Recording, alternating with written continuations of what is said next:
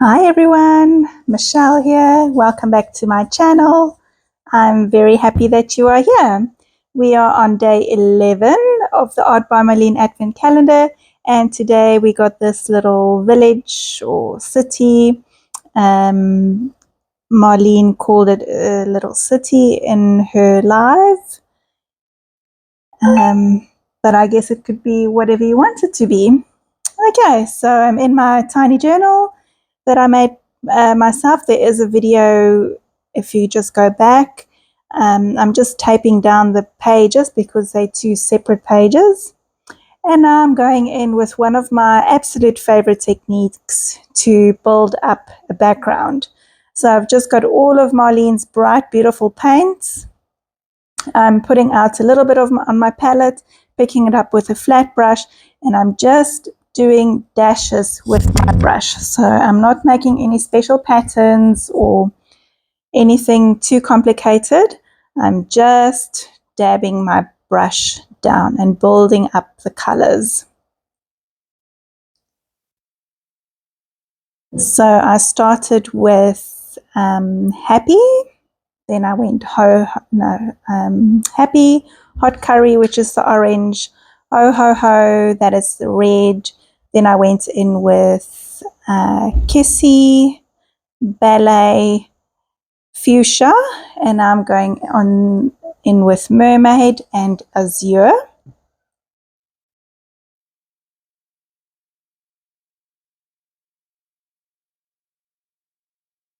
So this is a really fun background to make, even if you have to make a little bit of collage papers for yourself or a masterboard, then this is a great technique to use. It is great for doing a reductive painting technique, and it's just fun. It's fun to look at, it's fun to make. Okay, I mixed a little bit of Kermit with Glow. Glow is the neon green one. Marlene doesn't have a lime in her range, so I tried mixing a lime for myself. It was a little bit translucent, but it still did what it needed to do. Then I've grabbed a smaller paintbrush and I'm going in with lavender. And I'm going to start adding some texture with my stencils. I'm going through all of this year's stencils and last year's stencils, and I thought this one could work nicely. So I took out peony, I think it is, but it didn't come up nicely. It wasn't opaque enough. So I went over with sky or heaven. I think it's called heaven actually. And I'm just drying the layers as I go along. Now I'm going in with, I think it's called hot pink. It didn't really make much of a difference. It didn't really come up all that well, so I just smudged it onto my page. So there is a little bit of a glow at the back there, but not too noticeable. Probably could have left that out. So this is also a technique that I use when I have new paints and I want to swatch the colors to see what they all look like. It's quite fun, and you're not wasting the paint on as a swatch.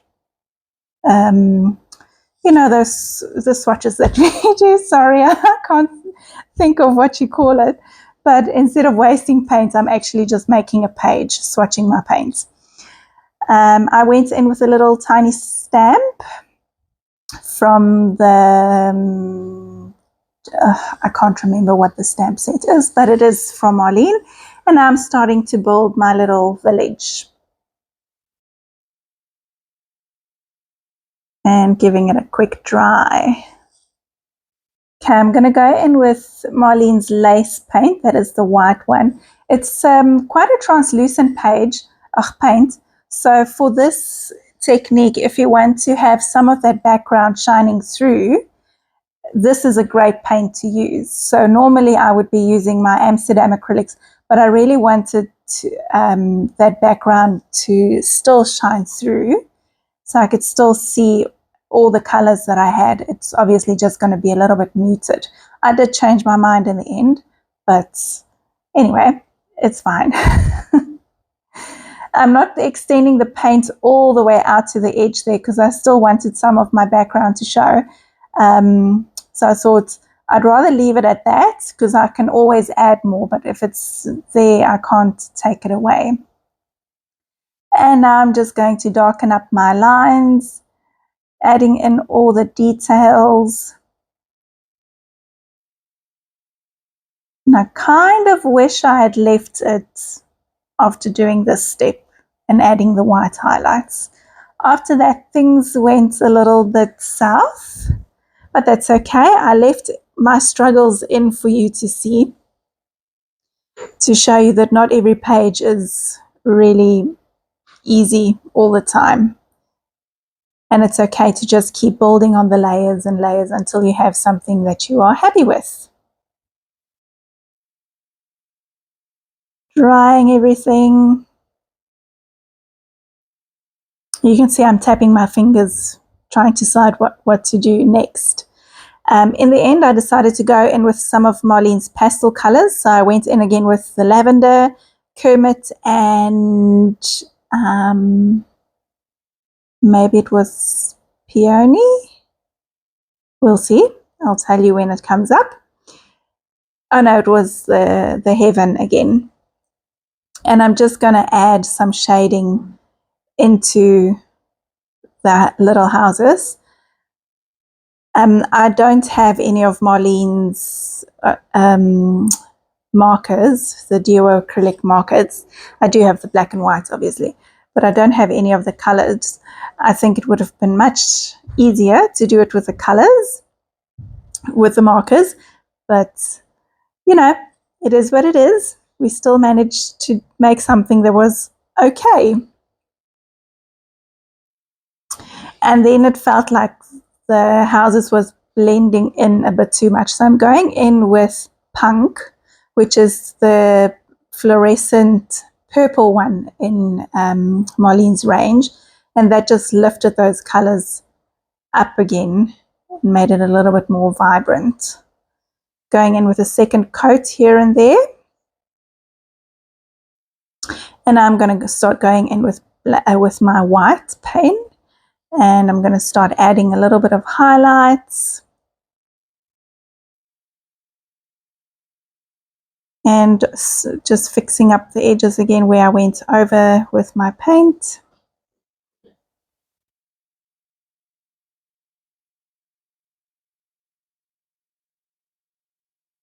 The great thing about this marker is you literally have both colors in one hand, so you can't lose your black while you're working with the white. I'm forever losing a paint pen while I'm working. So this one is a real bonus for me. Okay, then I decided I'm going to cover up that entire background. Again, I wish I had left it here, but I didn't. I never learn. Okay, now I'm going in with some white highlights. I like how that made the houses come alive a little bit. There really is something magical about adding a white highlight to anything, really. Just brings it to life. Okay, I'm going to start working on that background. First I thought, well, maybe starburst, maybe some more stenciling. And then I ended up deciding to, what did I decide? Oh, well, let's see. Oh, I like the stars on that one, so I thought I might use the stars. This one is, I think, from the last day of last year's calendar. Okay, so I am mixing the fluorescent purple paint with lace, the white one. And I'm also doing that with the pink fluorescent paint. And I'm also going to do it with the orange fluorescent paint. It really makes a lovely, lovely, bright pastel color when you mix your neons with white. If you have not done that before, I can highly encourage you to mix neons with white. You would be amazed at how pretty that color comes up. Then I'm just kind of making a milky, it could maybe be sunsets, maybe it could be the northern lights, you know, something magical in the background that I've got going there. And again, if I had left this page alone where it is now, I think I could have been happy, but you know me, I'm never going to stop faffing. So first, before I completely stuff it up, I am going in with, it's just an ordinary gel pen, and I'm just doing scribbly lines around those thicker lines. I find that when you do a scribbly line around a thicker line, it really just makes everything look a little bit more artistic and intentional. Can't really see it in the video, but in the close-ups it does make a difference. It's almost like, also like it gives a little bit of a shadow behind. So I found this tiny heart in one of Marlene's stamp sets, and I'm just making hearts because there was already one heart on the stencil, and you know I like having things in threes, so I added 2 more hearts. And now I'm going in and just lightening up all the whites again, because I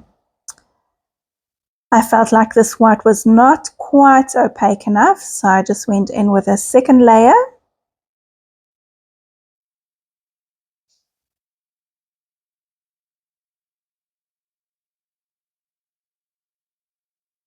Okay, here I go with the mess that I made.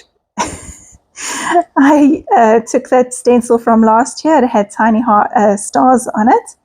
So I'm just sponging through. I'm also using a stiff brush to get it through the stencil. It's quite a small stencil, so I found the sponge was sometimes a little bit too much and I couldn't get it right through. I completely messed up a couple of those stars, so I'm just quickly rubbing it away with a wet wipe. That is a great thing about working with acrylics upon acrylics.